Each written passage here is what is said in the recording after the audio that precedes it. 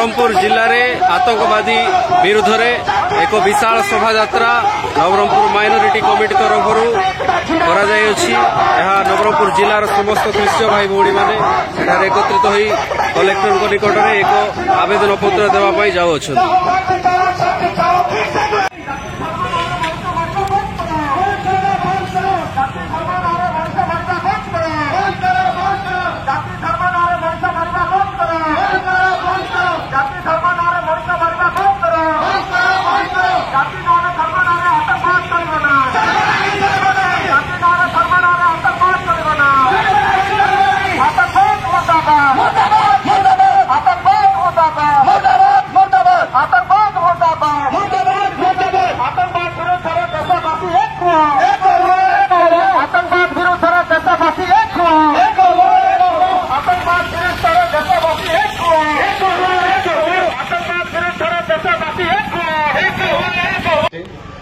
सेठार विभिन्न धर्मर टूरिस्ट थिले धर्म पचारि हत्या करागला।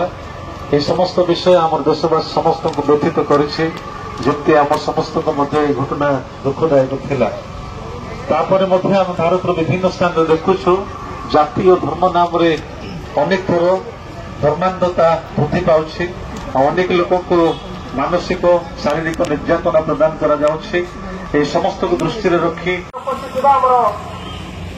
काउंसिलर देवेंद्र पट्टनायक आज्ञा को आज्ञा आज दाबी उपरे आउ संविधानिक अधिकार उपरे आज्ञा